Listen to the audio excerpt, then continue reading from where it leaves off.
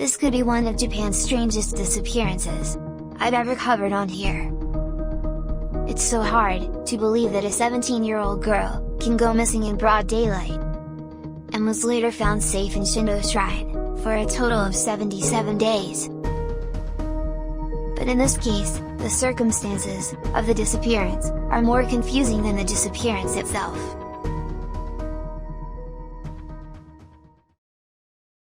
This story takes us to Chiba, Japan, where it was famous for both the ultra-modern, and the traditional, home to anime, manga. Chiba, Japan is a city rich in history and culture.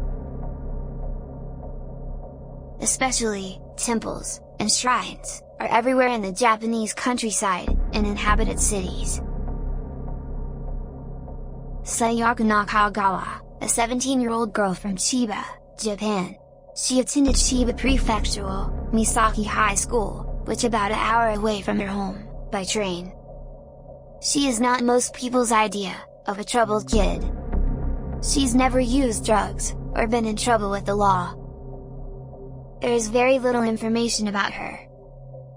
But according to some sources, she was a member of the gardening department, and would be able to spend her whole day gardening, and regularly join agricultural projects at school.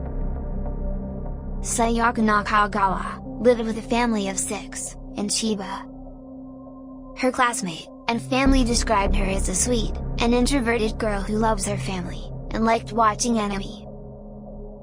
However, she was known to be very shy and anxious in social situations. On the 11th of July, in Chiba, everything is green, thanks to recent rains. The cactus flowers are in full bloom. She harvested some ripe tomatoes, to be home, and left the school at approximately 2 p.m., and traveled on foot to the Hano station. And since then, she never heard from again ever. After Sakaya's disappearance, when things took a baffling turn. According to family members, she was very close with her family, and reportedly made it a point of calling them as often as possible. Running away is extremely out of character for Sayaka Nakagawa. At the same day, Sayaka's parents would later be alarmed when they was unable to contact her daughter, after she failed to return home. On July 12th, her family called the police, and reported Sakaya as missing for 2 days after she was finally seen. It seemed incredibly unusual for Sayaka to leave on her own accord. It was clear that something was wrong, as she had intended to run away, but without telling anyone what happened to her before she went missing. There is no excuse for a 17-year-old girl to be missing. But back then, did her parents really think of abductions? Following Sayaka's disappearance, police and various agencies participated in extensive searches for the girl, within the first 3 days of her being missing. Over 30 people had worked on her case, and many police officers worked 16 to 18-hour-long shifts, following leads, and interviewing people in regards to her disappearance. Her neighborhood was searched several times, but no trace of her was located. Investigators looked into the possibility that Sayaka ran away, but there was no evidence to suggest this possibility.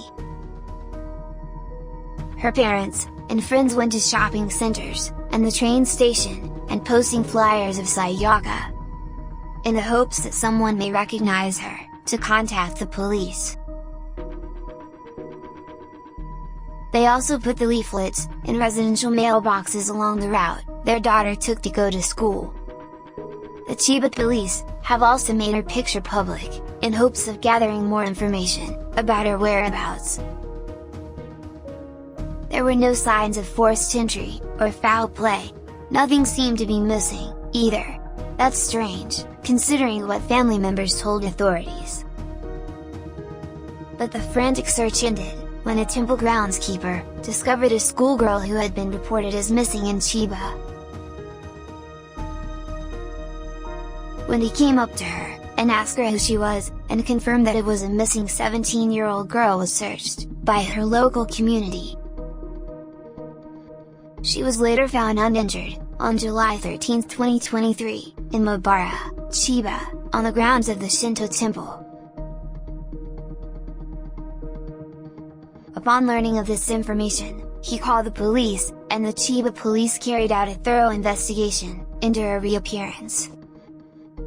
Sayaka immediately taken to the hospital for a checkup, and there was no evidence of her being kidnapped.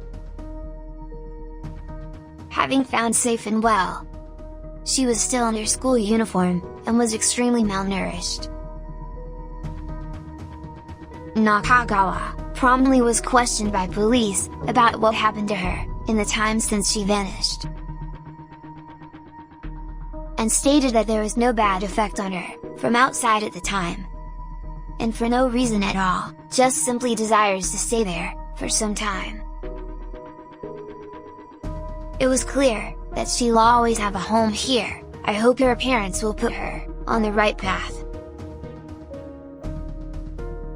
Reflecting on this, I think at that time in her life, she was very vulnerable.